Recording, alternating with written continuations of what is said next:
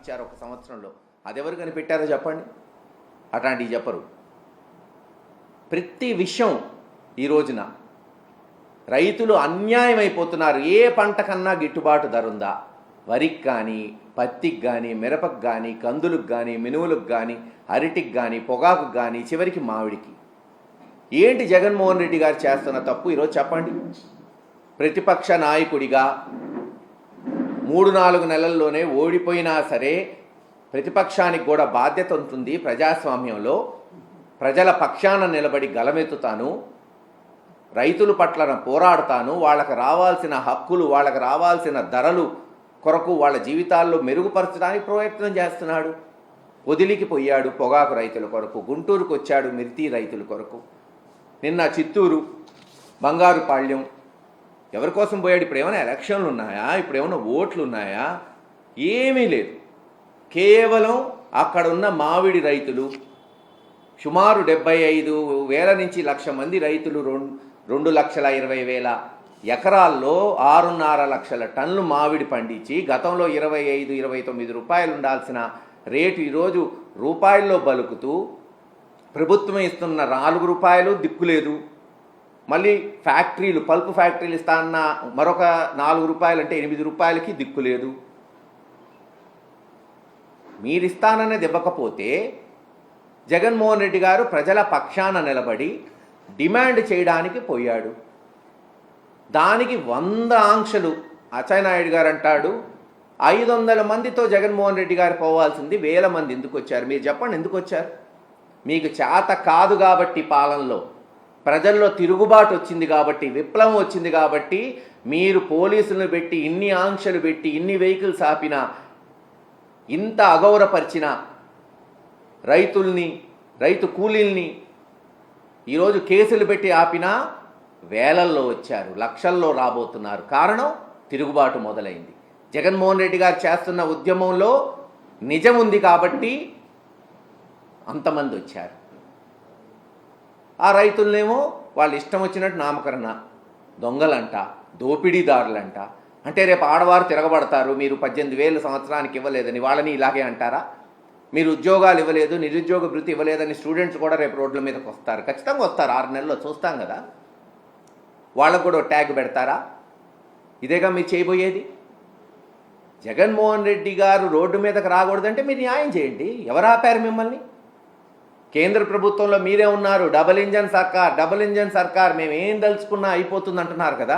మరి 1,60,000 కోట్లు అప్పు చేశారు కదా. దాంట్లో 5%, కేవలం 5% అంటే ఒక 8,000 కోట్లు ధరల స్థిరీకరణ నిధికి ఇచ్చుంటే ఈరోజు జగన్మోహన్ రెడ్డి గారు రావడానికి ఉండదు, అడగడానికి ఉండేది కాదు కదా. రైతుల పక్షాన ఇన్ని లక్షల మంది, కోట్ల మంది రాష్ట్రంలో అనేక పంటల రైతులు అప్పుల పాలైతే లెటర్లు రాస్తున్నారు, ప్రేమలేఖలు కేంద్ర ప్రభుత్వానికి. లేఖలు రాయడానికా? మీరు ప్రభుత్వంలో ఉంది, మీరు వాళ్ళు గలిపి డెసిషన్ తీసుకోలేరా? కేంద్ర మంత్రులు ఉన్నారే, గొప్పగా చెప్తున్నారే. 2 మంత్రులు రామ్మోహన్ గారు లేదు చంద్రశేఖర్ గారు ఉన్నారు. ఏం చేస్తున్నారు? పోరాటం చేయలేరా? తలలు వంచలేరా? డబ్బులు తీసుకురాలేరా? రైతులను కాపాడలేరా? చెప్పండి. చేత కాకపోతే చేత కాదని చెప్పండి, ఏం పర్లేదు. ఏమీ చేయకుండా ప్రతిపక్ష నాయకుడు వస్తేనేమో దాని మీద ఇష్టం వచ్చినట్టు మాట్లాడటం, వైఎస్ఆర్సీపీ నాయకుల మీద కేసులు పెట్టడం, ఇష్టం వచ్చిన హెడ్డింగులు. పోలీసులపై రెచ్చిపోయిన జగన్ ఒక హెడ్డింగు. ఆయన పోలీసులతో మాట్లాడుతుంటే ఫోటోకి హెడ్డింగ్కి అసలు సంబంధం ఉండదు. రప్ప అంటూ రెచ్చిపోయిన జగన్ ప్రశాంతంగా మాట్లాడుతున్నాడు అక్కడ పోలీసులతో. వీళ్ళు మటుకు వీళ్ళేదో విన్నట్టు పక్క నుండి విలేకరులు వీళ్ళకే వినపడేటట్టు. మరి అక్కడ ఇన్ని కెమెరాలు ఉన్నాయి, ఇన్ని మైకులు ఉన్నాయి, వాళ్ళెవ్వరికీ వినపడింది, వీళ్ళొక్కళ్ళకి వినపడిందంట. పోలీసుల్ని నరికేయండ్రా అంటూ ఎస్పీతోనే మాట్లాడుతున్నాడు. జగన్మోహన్ రెడ్డి గారి ఫోటో చూడండి, హెడ్డింగ్ చూడండి. మాట్లాడుతుందేమో అక్కడ ఉన్న ఒక ఆఫీసర్తో, దాని మీద హెడ్డింగ్ ఏమో పోలీసులు నరికేయండ్రా. అంటే పోలీసులకే చెప్తాడా? ఏమయ్యా అబద్ధం ఆడితే అతికినట్టన్నా ఉండాలి బాబు. కనీసం చంద్రబాబు నాయుడు గారి దగ్గర మీరు పనిచేస్తూ వాళ్ళ కొరకు మీరు ఇన్ని పత్రికలు రాస్తూ అదన్నా ట్రైనింగ్ తీసుకోవాలి కదా.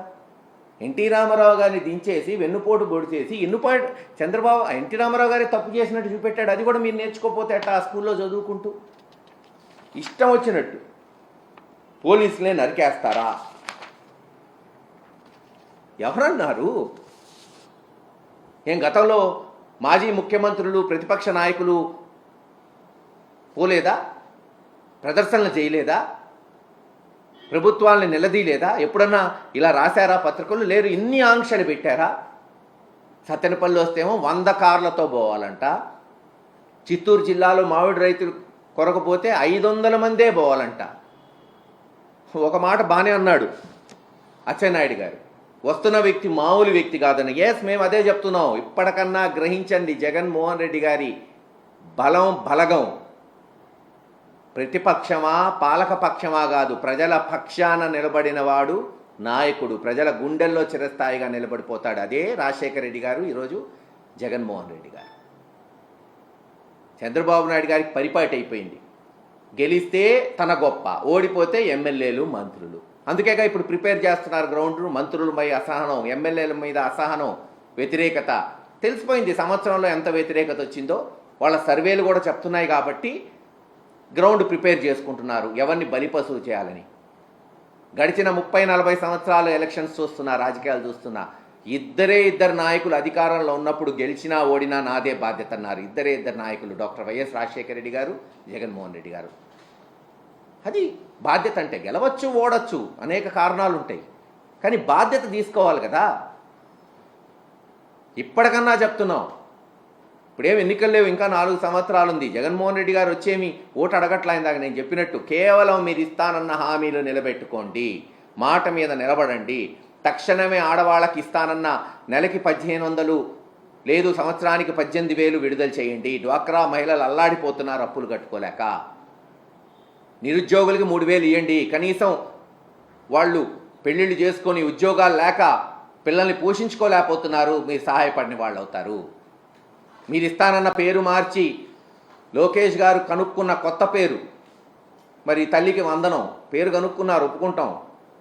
పేరు మార్చినా పర్లా, ఇస్తానన్న ఆ 80 లక్షల మంది పిల్లలకి ఇవ్వండి. మరొక 15 లక్షల మంది మిగిలిపోయి ఉన్నారు. రైతు భరోసా, అన్నదాత సుఖీభవ. ఎవడన్నా సుఖంగా ఉన్నాడా? ఆ డబ్బులు ఇచ్చారా ఇప్పటి వరకు? జూన్ మాసంలో ఇస్తానన్నారు, జూలై వచ్చేసింది, పంటలు అయిపోతున్నారు, ఇంకెప్పుడు ఇస్తారు చెప్పండి? పోయిన సంవత్సరం ఎగ్గొట్టారు, ఎప్పుడు ఇస్తారో తెలీదు. ఎవరన్నా అడిగితే నాలిక మందం అంటున్నారు. మీరెవరు అడిగితే తప్పు అంటున్నారు. వాళ్ళు బందిపోట్లు, దొంగలు, రౌడీ షీట్లు. ఇదేగా మీరు చేయగలిగింది. ఏది ఏమైనా ఖచ్చితంగా జగన్మోహన్ రెడ్డి గారు ప్రజల పక్షాన నిలబడతాడు. వైఎస్ఆర్సీపీ పార్టీ ఒక బాధ్యత కలిగిన ప్రతిపక్ష పార్టీగా ఎండగడతాం, మీ తప్పులను ఎండగడతాం. మీరు హామీలు నిలబెట్టే వరకు మీ గుండెల్లో కూడా నిద్రపోతాం. ఖచ్చితంగా నిలబెట్టుకునేటట్టు చేస్తాం, ప్రయత్నం చేస్తూనే ఉంటాం. మీకు చేత కాదు, రేపు పోతారు, సరే జగన్మోహన్ రెడ్డి గారు వస్తాడు, మళ్ళీ సవ్యంగా పాలన సాగిద్ది. అప్పటి వరకు ఊరుకునే ప్రశ్నే ఉండదని తెలియచేసుకుంటూ సెలవు తీసుకుంటాం.